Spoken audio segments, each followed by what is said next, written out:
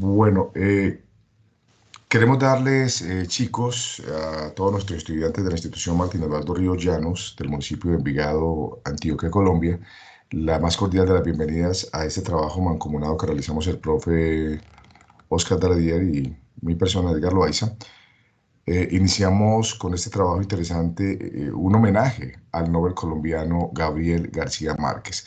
Una cosa curiosa, profe, normalmente nuestros estudiantes les preguntábamos, o muchas personas le preguntábamos sobre Gabriel García Márquez, y uno supondría que la gente sabía mucho, ¿sí? Teniendo en cuenta que es un escritor, pues el más reconocido a nivel mundial, y las personas se quedan mirando, sí, yo sé que es un escritor colombiano, e incluso no hay recordación sobre el año en que fue Nobel de Literatura, que fue en 1982.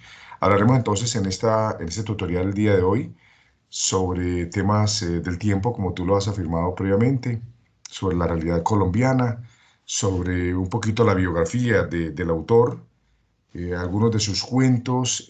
También escucharemos la voz de Gabriel García Márquez en una gran entrevista que le realizó Germán Castro Caicedo, otro de los grandes periodistas y escritores colombianos, y la faceta periodística de Gabriel García Márquez. Entonces, sin más preámbulos, profe, vamos a iniciar entonces nuestro especial homenaje a nuestro Nobel colombiano Gabriel García Márquez. Adelante, profe, te escuchamos.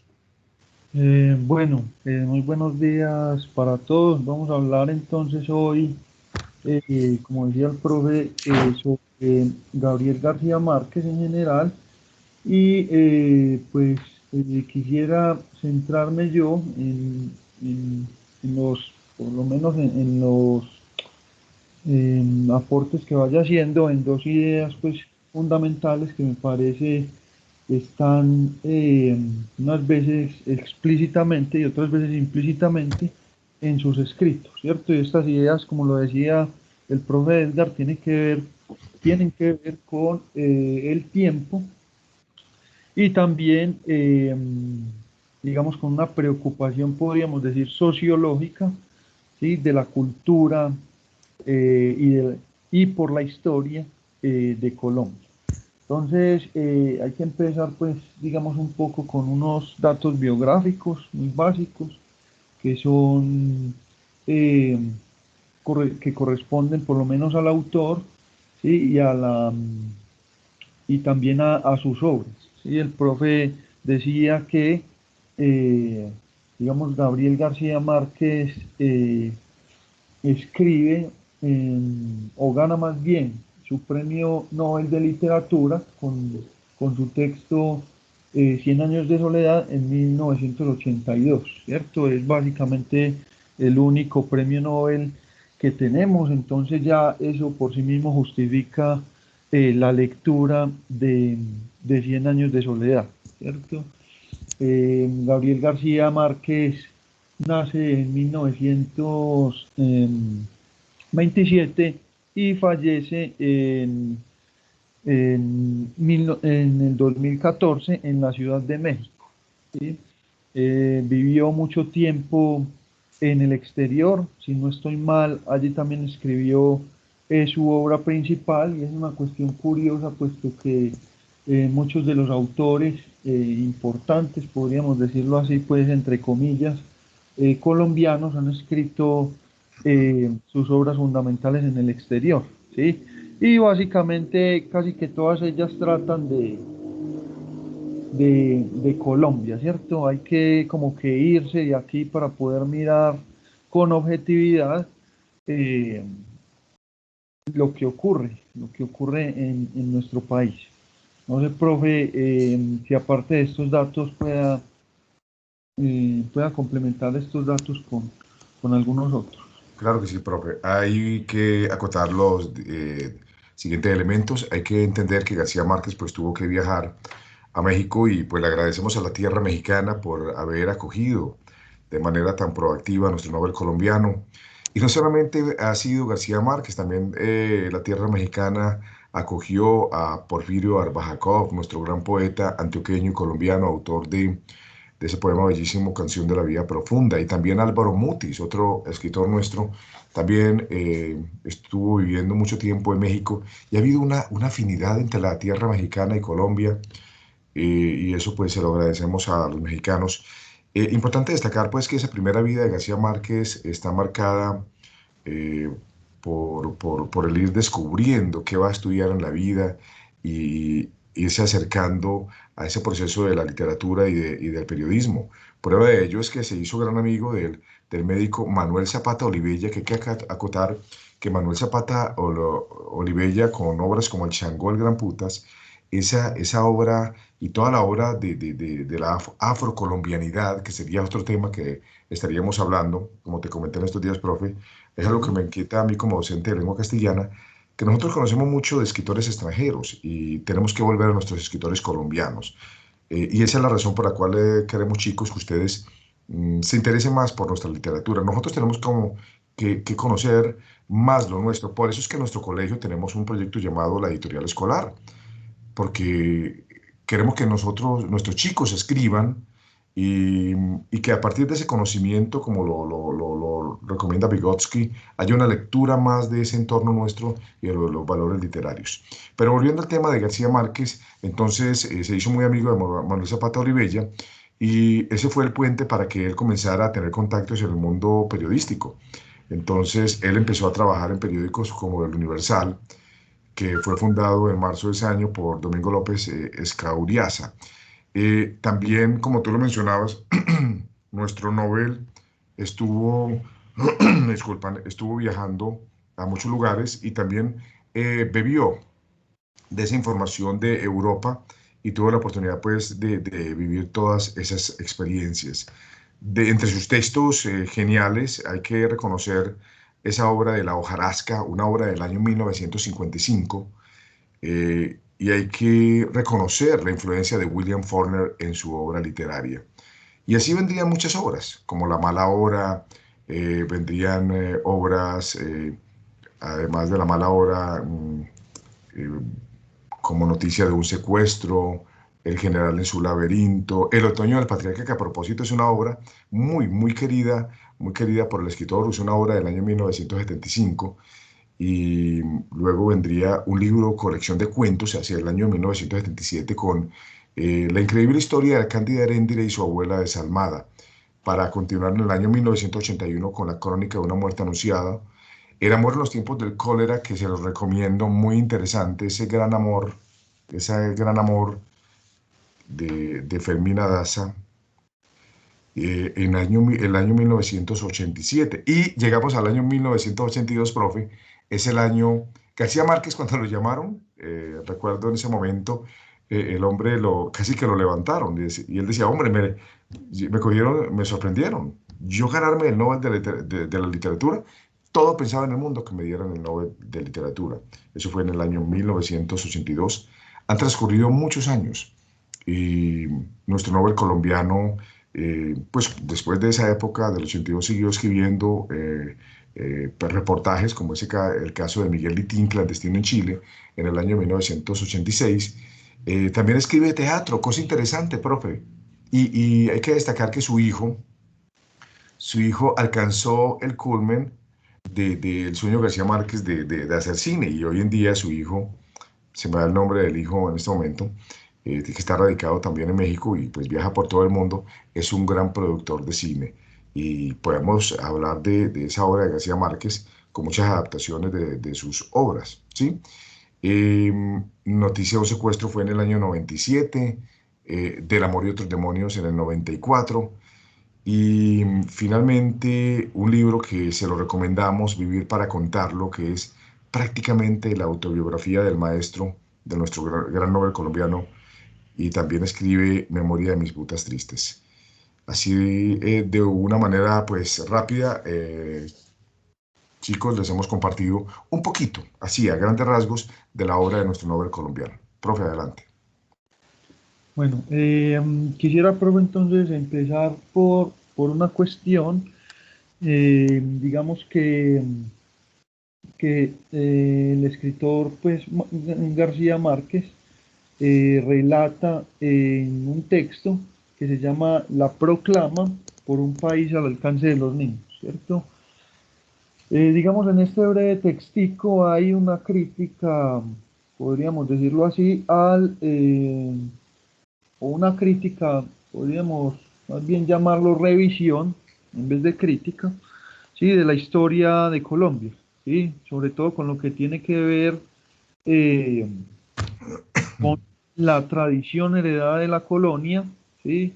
Las instituciones políticas y económicas, con cómo esto eh, se desenvuelve, por ejemplo, en la época de la violencia y cómo el día de hoy, de alguna manera, todavía perdura en nuestra sociedad, ¿sí?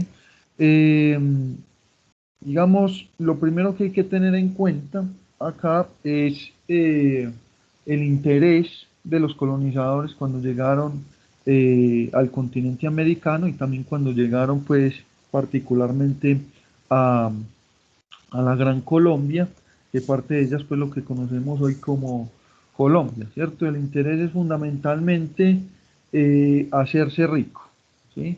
El interés de Ujú. los colonizadores es hacerse rico y particularmente en este territorio pues que les mencionaba, que es la Gran Colombia, que digamos unificaba también a otros países como es el de Venezuela, Ecuador, etcétera. Entonces, acá en la Gran Colombia, a diferencia, digamos, de Nuevo México o del Perú, ¿sí?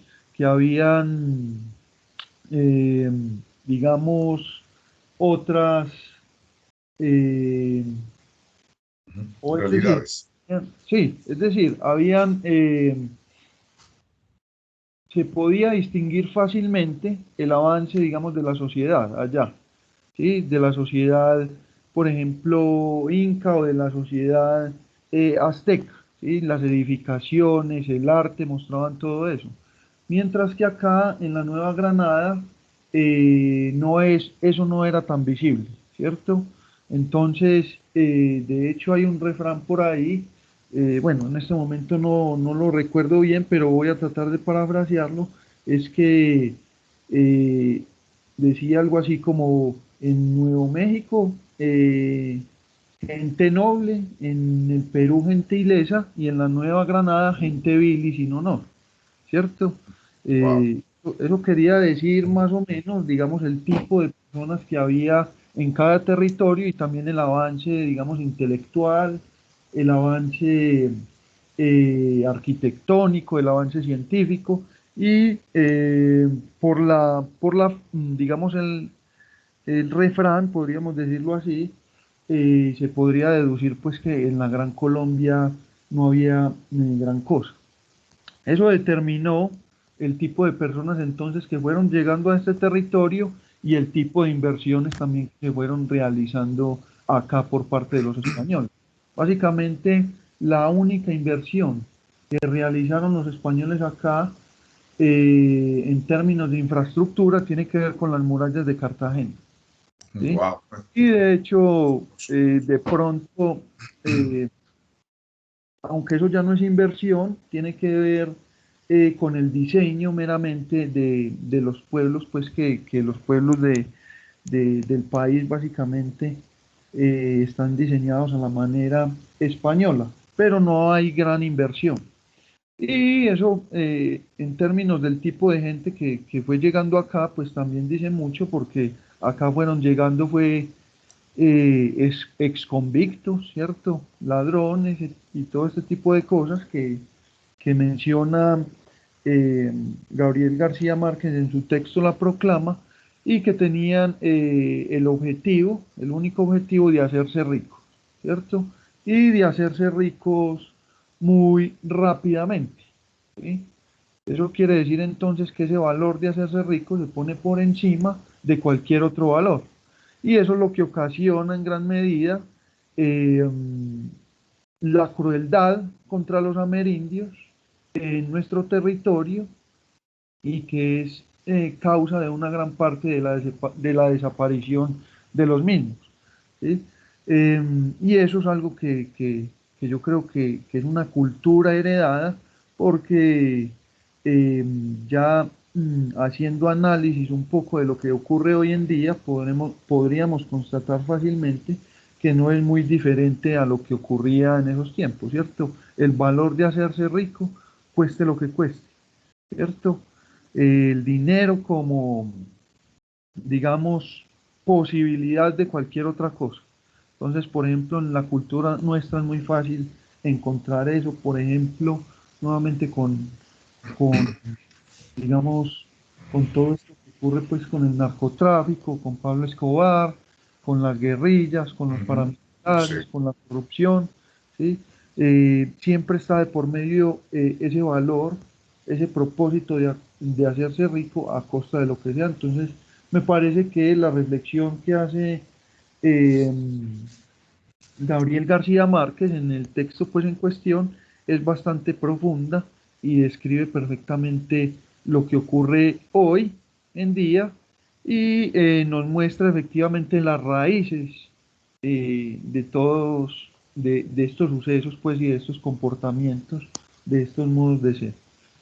No sé, correcto. profe. eh, Correcto, profe. No, esos valores se han trastocado y es interesante esa faceta que tú tocas de García Márquez porque normalmente nosotros conocemos de nuestro Nobel pues la faceta del realismo mágico que les voy a comentar enseguida y pues ya tú haces los aportes respectivos porque creo que tienen mucho que aportar desde el área de filosofía y de ciencias sociales en torno a ese fenómeno de nuestro continente en los años 1960. Entonces, me gusta mucho eso porque cuando se reúnen los sabios en Colombia, recordamos que no solamente fue García Márquez, también hubo para esa época, creo que fue en el 2000, cuando el gobierno nacional invita a muchos sabios nuestros, desperdigados por todo el mundo, para que opinaran sobre nuestra realidad nacional. Nuestro país requiere mayor valoración de la identidad nacional. Nos han metido el cuento que nosotros no tenemos identidad. Y nos ha querido lavar el cerebro en torno a eso, cuando en realidad nuestro continente eh, tiene mucho que mostrar. Nosotros tenemos una herencia indígena y esa herencia indígena tenemos que reconocerla, nuestros valores. Tú lo dijiste muy claro, profe. Si nosotros nos ponemos a hacer un balance de cuál fue el aporte de esa invasión, más no conquista, fue muy poco, destruyeron culturas enteras. Nos legaron algunas que otras cosas, pero en realidad fue más el daño que se hizo a nuestro continente, bien por García Márquez y por tantos ensayistas colombianos que nos han puesto a pensar. Yo creo que William Ospina también ha mostrado esa realidad, otro gran escritor nuestro. Hablemos entonces un poquito de lo que es un poquito lo que es el realismo mágico. ¿Qué sabes tú, profe, del realismo mágico como hecho histórico acá en el continente? bueno, como hecho histórico, o más bien yo lo diría como movimiento literario en nuestro continente, sé más bien poco, ¿cierto? Creo que el realismo mágico me parece, es una cuestión que yo simplemente relaciono con Gabriel García Márquez y no con otros autores de Latinoamérica. Sin embargo, conozco, por ejemplo, otros movimientos literarios similares, como es el de el realismo grotesco, ¿sí? Que es sobre todo europeo. No conozco, por ejemplo, realismo mágico en Europa, eh, pero sí hay un movimiento similar que es el realismo grotesco de Rabelais, ¿sí? François Rabelais, que tiene que ver mucho con la tradición, ¿cierto? Con la tradición europea, sobre todo la tradición, digamos, de las fiestas y de la cultura popular medieval, ¿sí? Me parece que en Cien años de soledad, un poco de manera similar, hay una relación también profunda con el contexto, ¿cierto? Con, con la cultura de acá, ¿sí? Y eso es lo que lo hace realista en el movimiento, pero es mágico, precisamente, me parece, y creo que ahí tiene que ver mucho, digamos, el tiempo, el contexto, ¿sí? También, o podríamos llamarlo el espacio-tiempo en el que se desenvuelve la historia, eh, tiene que ver con unos acontecimientos, que no son predecibles, ¿cierto? Inicialmente, Sí, sino que van acaeciendo de manera un poco arbitraria, ¿cierto? ¿Sí? Y eso me parece que esas situaciones también que hablan, por ejemplo, de la cola, de, del hijo que se genera a partir de un incesto, ¿sí? Eh, y otro tipo de sucesos es lo que hacen, o es lo que contiene la magia del género literario pues que desarrolla Gabriel García Márquez. Pero yo creo, profe, que en ese sentido nos puede ilustrar usted mejor. ok, perfecto. Entonces, en forma sucinta, vamos a hablar un poquitico qué es el realismo mágico y un poquito de historia, cómo surge el término. El escritor venezolano Arturo Uslar Pietri, él acuña el término de realismo mágico en un libro titulado Letras y Hombres de Venezuela. Eso fue en el año 1947.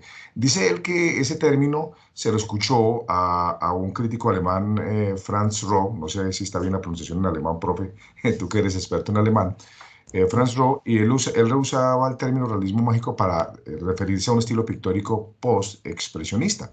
Entonces él lo conectó y pues nos explica muy bien qué es el realismo mágico, como pueden observar ustedes en pantalla, donde dice que es un tipo de narrativa en la cual lo extraño y lo peculiar se presenta como algo cotidiano.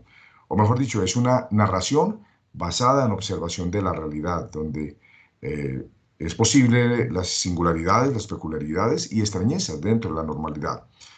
O sea que en el contexto latinoamericano, profe, nosotros básicamente el realismo mágico que surge desde los años 30 y luego se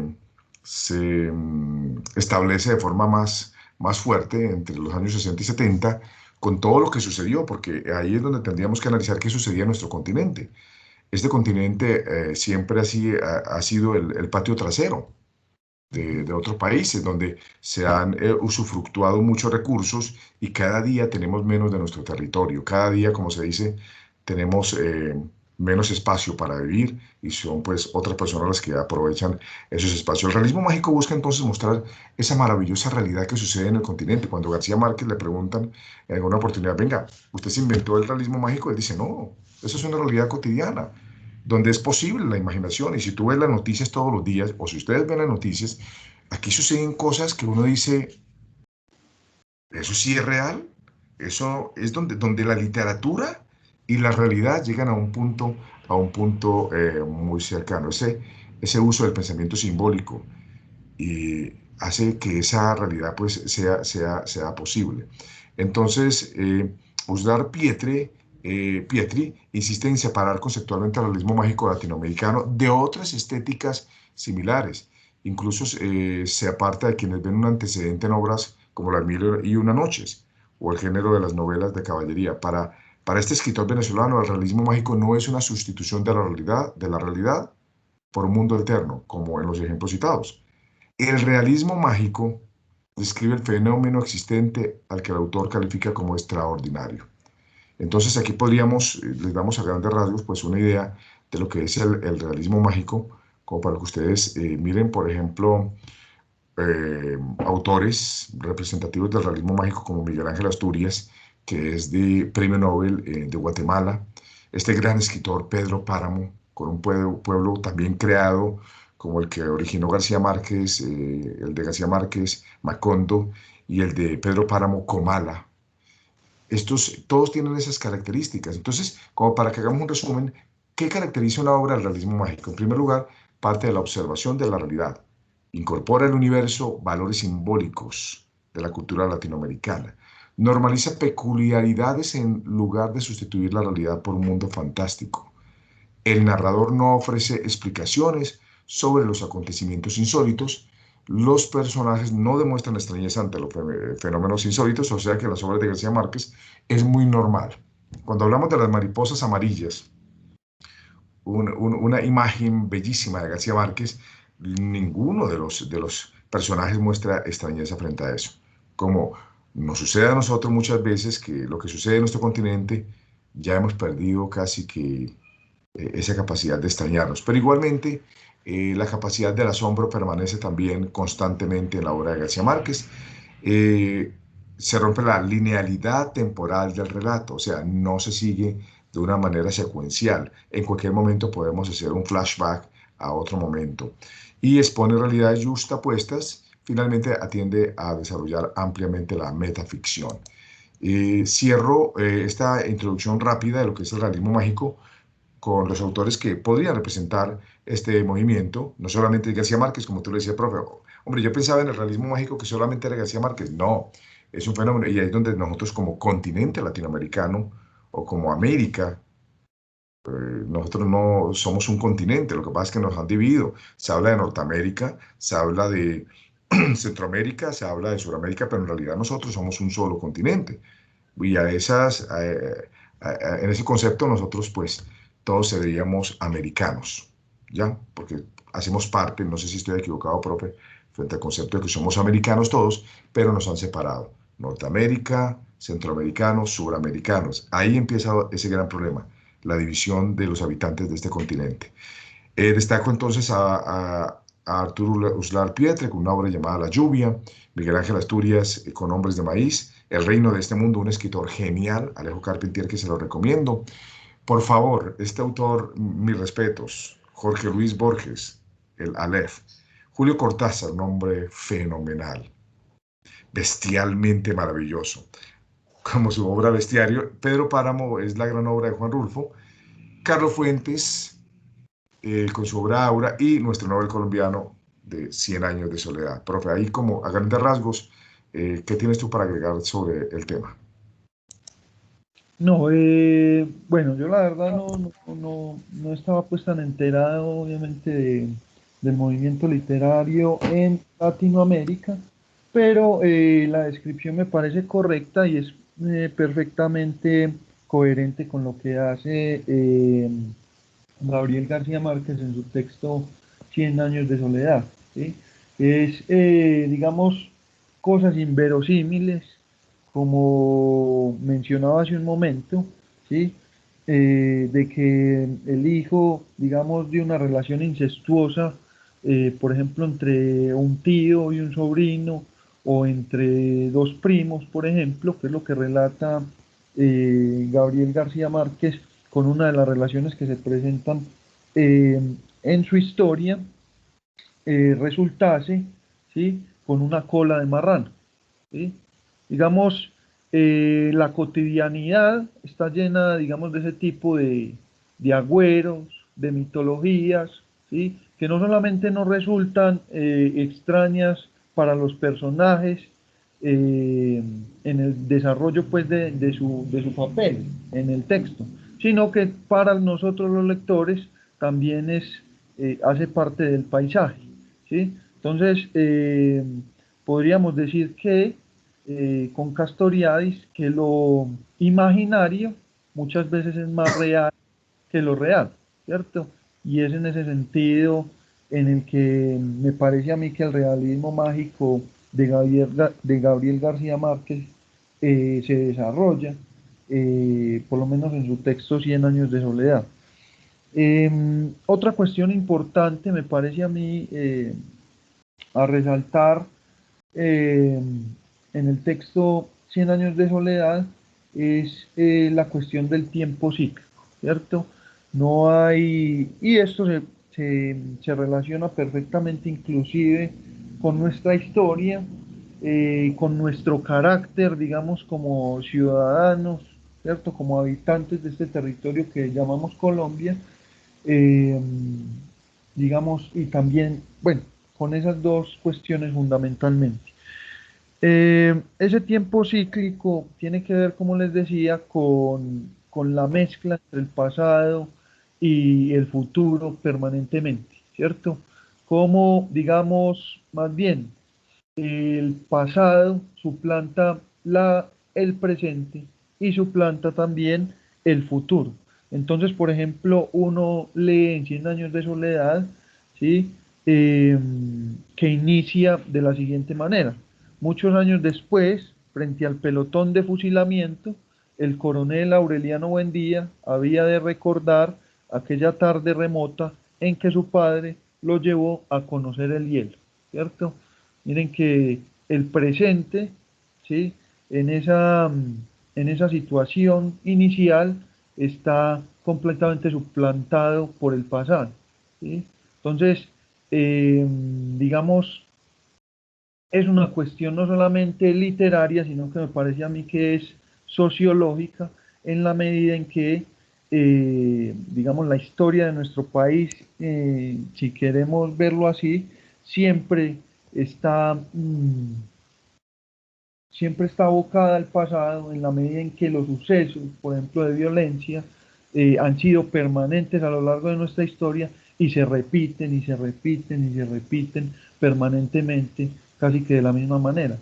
Por ejemplo, ayer en el municipio pues donde yo resido, en La Unión, ocurre una cuestión supremamente dolorosa y es la quema de un ciudadano en una estación de policía. O sea, eso ocurrió ayer. eh, y son, digamos, lo que ocurre no es algo distinto a lo que ocurre, eh, digamos, a lo que ocurrió más bien a mitad del siglo o al inicio de la República, o incluso desde la colonia. Entonces, es esa cuestión del realismo mágico, ¿cierto? Una cosa inverosímil, pues, eh, que que pasa en la realidad y que es cotidiana ya, ¿cierto? Nos parece normal y eso es un poco lo que relata Gabriel García Márquez en Cien años de soledad. Y para reforzar esta idea, esa conexión entre lo que describe en el relato que hace Gabriel García Márquez con respecto a la familia Buendía en Cien años de soledad y cómo se relaciona ese relato con la realidad, por ejemplo, en nuestro país, dice Gabriel García lo siguiente acerca de la travesía que trata de emprender José Arcadio Buendía para, digamos, para salir de Macondo. Dice, Macondo está rodeada de agua por todas partes. Nunca llegaremos a ninguna parte. Aquí nos hemos de podrir en vida sin recibir los beneficios de la ciencia. ¿Sí? Eh, digamos, en este caso, ¿sí? Es un énfasis en esa repetición. ¿Sí? Todos los caminos a partir de los cuales nosotros creemos que nos pueden sacar, digamos, de Macondo, nos conducen nuevamente a casa. ¿Sí? Entonces, ahí está, digamos, la idea un poco de ese tiempo cíclico, como una y otra vez hacemos la misma cosa, casi que sin darnos cuenta, y cómo se repite, por ejemplo, la violencia, cómo se repite el desasosiego, ¿sí? Una y otra vez, sin, sin la posibilidad casi de salir de él. No sé, profe, si tenga algo para complementar Sí, en este sentido. muchas personas en el mundo que han leído García Márquez nos preguntan cuando salimos del país, venga, ¿Macondo existe? ¿En qué lugar geográfico está Macondo? Lo que les decimos es que ese pueblo es creación de nuestro noble colombiano, pero que ese pueblo sí representa una realidad que vive nuestro país y vive nuestro continente. La llegada de Melquíades a 100 años de soledad es el de llenar de ilusiones. Imagínense un pueblo perdido en la costa colombiana, en el sur del país, en Perú, en Ecuador, en Argentina, porque es que ese pueblo podría representar no solamente Colombia, es la situación en que nuestros pueblos están hoy en día, donde no hay recursos, donde no hay esperanza. Imagínate, llega un gitano con unos inventos del mundo. ¿Quién no se va, quién no va a crear ilusiones? Y es lo que nos está sucediendo en nuestro país. Si aquí hablando de temas que nos han sucedido en los últimos años, aquí ha sucedido en nuestro país cosas increíbles. Por ejemplo, no sé si te acuerdas, el robo de los vallenatos, que fue un robo que se generó en el Banco de la República hace muchos años, y eso fue de película. Te digo, fue de película, y estamos hablando de hace muchos años. ¿Cómo lograron este grupo de personas, cómo lograron armar un plan y luego llevarse todo ese dinero? Y si nosotros narráramos hechos noticiosos del continente, diríamos, eso es realismo mágico. Por eso es que cuando yo decía previamente que al Nobel colombiano le habían preguntado, dice, no, yo no inventé nada, simplemente eso es una realidad, yo estoy retratando. Y miren un dato interesante, en la obra Crónica de una muerte anunciada, prácticamente esa historia fue real, ¿sí? O sea, no, el Nobel colombiano le colocó el toque de la literatura y fue una triste historia, fue como en esa época era un pecado que una mujer no llegase virgen al matrimonio y el esposo la devuelve al darse cuenta que no es virgen. Los hermanos, al ver que ha sido ofendida, la familia, le preguntan a la chica qué pasó.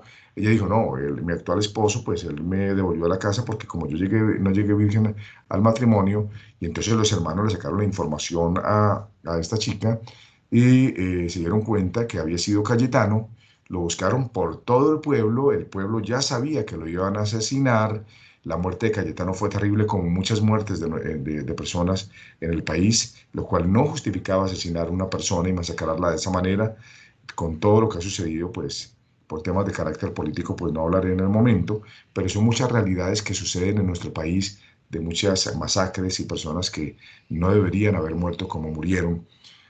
Entonces, esa historia de Crónica de una muerte anunciado narra de una manera literaria un hecho noticioso que se presentó pues en la costa norte de Colombia, donde se resume todo el tema del machismo, todo el tema del patriarcado, en fin, todo lo que pasa en estas sociedades y que llevó a la muerte de este personaje Cayetano, que pues finalmente narra García Márquez y lo convierte de una manera magistral en una obra maestra de la literatura colombiana. Entonces Macondo, al igual que Comala, en la obra de Juan Rulfo también tiene ese toque especial, profe.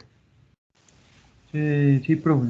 Eh, digamos, Macondo me parece a mí es un símil, como usted bien lo decía, de la tradición, podríamos decir en términos generales, latinoamericana, pero me parece que describe muy bien la situación en la que se encuentra, digamos, Colombia, ¿cierto?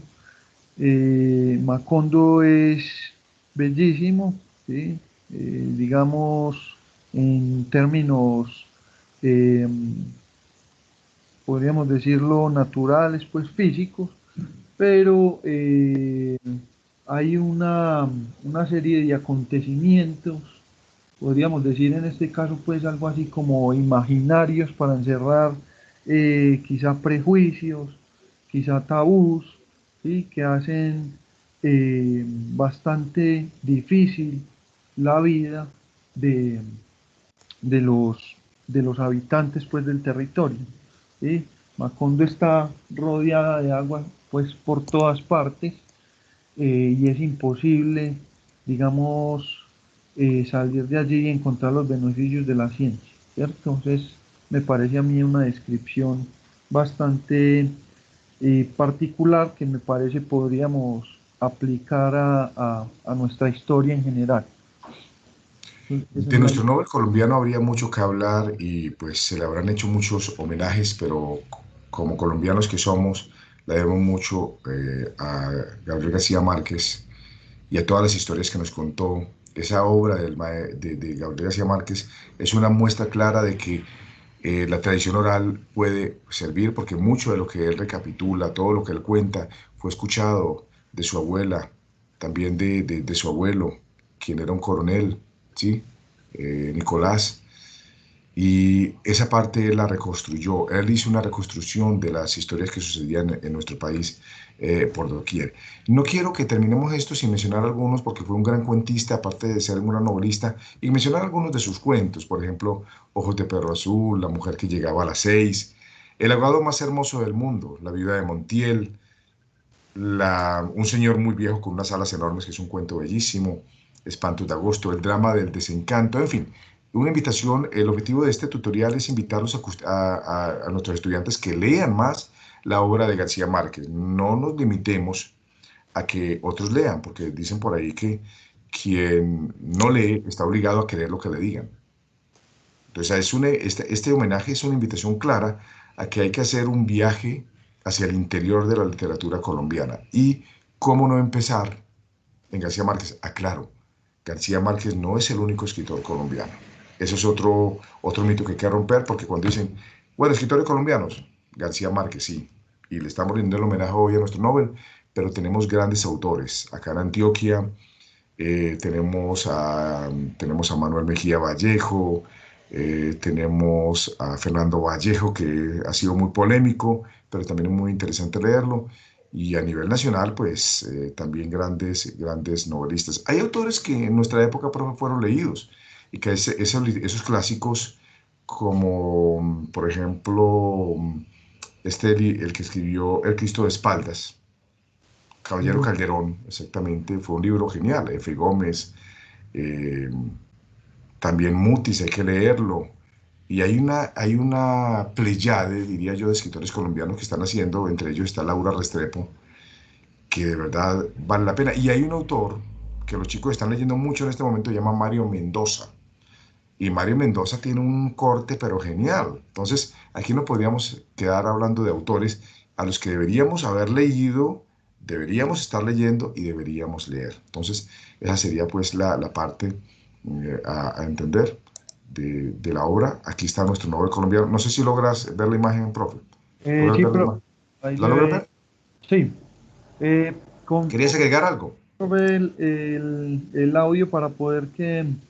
Ah, bueno, permíteme entonces yo activo el audio y vamos a escuchar una parte muy corto, porque igualmente pues ustedes podrían todos quienes están observando este tutorial tener acceso a esta parte. Permíteme vuelvo a compartir y activo el sonido porque el sonido no se nos ha activado. Entonces voy a proceder a activar el sonido de nuevo. Me regalan unos segunditos. Mil gracias por su paciencia. El sonido muchas veces se nos olvida cuando estamos haciendo este tipo de trabajos, pero aquí está activado y escuchemos un poco de nuestro Nobel colombiano, Gabriel García Márquez, y sus palabras. ¿Me confirma si escucha, profe? Esfuerzo para cumplir su promesa de morirse cuando escampara. Las ráfagas de lucidez que eran tan escasas durante la lluvia se hicieron más frecuentes a partir de agosto, cuando empezó a soplar el viento árido que sofocaba los rosales y petrificaba los pantanos, y que acabó de esparcir sobre Macondo el polvo abrasante y menudo que cubrió para siempre los oxidados techos de zinc y los almendros centenarios. Úrsula lloró de lástima al descubrir que por más de 3 años había quedado de juguete para los niños. Se lavó la cara pintorreteada, se quitó de encima las tiras de colorines, las lagartijas y los sapos resecos, y las camándulas y antiguos collares de árabe que le habían colgado por todo el cuerpo, y por primera vez desde la muerte de Amaranta abandonó la cama sin auxilio de nadie para incorporarse de nuevo a la vida familiar. Ok, profe, ¿habías escuchado la voz de García Márquez?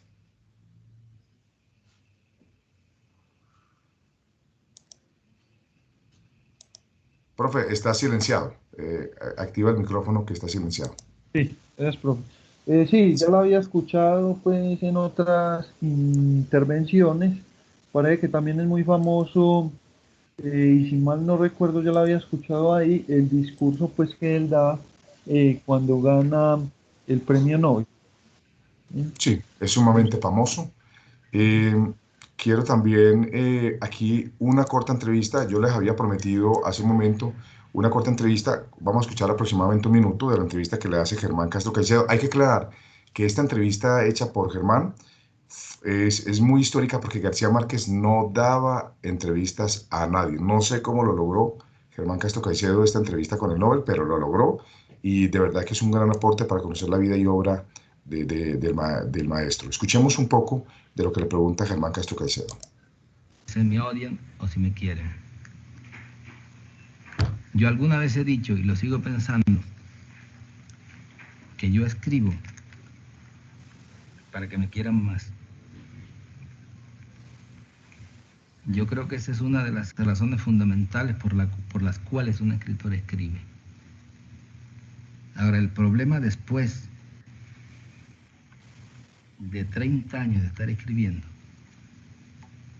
es que uno no sabe, no tiene la menor idea de lo que la gente piensa realmente de uno. Decenas de periodistas de todo el mundo habían intentado hacer un reportaje de televisión con García Márquez, pero él es un hombre supremamente tímido y se había negado casi que sistemáticamente. Sin embargo, este año él decidió contar parte de su vida y para eso escogió una programadora. Muy bien, profe. Un poquito escuchamos esa razón, lo que justificaba hace un rato, de cómo García Márquez pues no quería ser muy visible y pues lo logró Germán Castro Caicedo. Más adelante pues ustedes pueden hacer las búsquedas en YouTube sobre García Márquez y ver la entrevista completa. Vamos entonces a concluir el video del día de hoy sobre el trabajo que se hizo, pues entender que García Márquez no solamente era un gran novelista, sino que también era un gran escritor. Dice él: me preguntan con frecuencia qué es lo que me hace más falta en la vida y siempre contesto, la verdad, un escritor. El chiste no es tan bobo como parece. Si alguna vez me encontrara con el compromiso ineludible de escribir un cuento de 15 cuartillas para esta noche, acudiría a mis incontables notas atrasadas y estoy seguro de que llegaría a tiempo a la imprenta. Tal vez sería un cuento muy malo, pero el compromiso quedaría cumplido, que al fin y al cabo es lo único que he querido decir con este ejemplo de pesadilla. En cambio, no sería capaz de escribir un telegrama de felicitación ni una carta de pésame sin reventarme el hígado durante una semana. Para estos deberes indeseables, como para tantos otros de la vida social, la mayoría de los escritores que conozco quisieron apelar a los buenos oficios de otros escritores. De esta manera, pues queremos concluir este homenaje a nuestro Nobel colombiano Gabriel García Márquez. Hemos abordado diferentes aristas de su vida literaria, no sin antes querer decir que vale la pena navegar, vale la pena leer más la obra de nuestro Nobel colombiano y conocer ese potosí literario que él tiene y del cual nosotros como colombianos, como latinoamericanos, no nos hemos tomado la tarea de leer un poco más. No sé, profe, si quieres agregar algo más para el cierre de este tutorial. Bueno, no, simplemente, profe, invitar a la lectura eh, de Gabriel García Márquez a todos los estudiantes, ¿cierto?, de sus diferentes obras. Eh, digamos, podríamos decir que la más conocida, como usted bien lo decía, es Cien años de soledad, pero no es la única y tiene muchos otros escritos eh, de carácter, digamos, crónico, periodístico. Bueno, crónico no, ¿cómo se dice, profe? Perdón, cuando uno dice que es una crónica, ¿cierto? Crónicas, sí, su obra de crónicas. Eh, novelas, ¿sí? Y también, digamos, opiniones, ¿sí? Que es lo que un poco yo les compartía también con la proclama. Para comprender, digamos, nuestro país, me parece que su historia, su cultura, sus tradiciones, su carácter, o más bien el carácter o modos de ser de la gente, me parece que Gabriel García Márquez sigue siendo un autor fundamental pues para este propósito. Entonces, simplemente eso, leer a, al escritor, a nuestro nombre. Correcto. Vamos entonces a decirles que este es un video tutorial de RAE, Recuperación de Aprendizaje de los Estudiantes, una manera de nosotros devolverle a nuestros estudiantes esos momentos que no pudieron estar con nosotros, pero de una manera pues muy profunda. Hemos hablado de nuestro Nobel colombiano.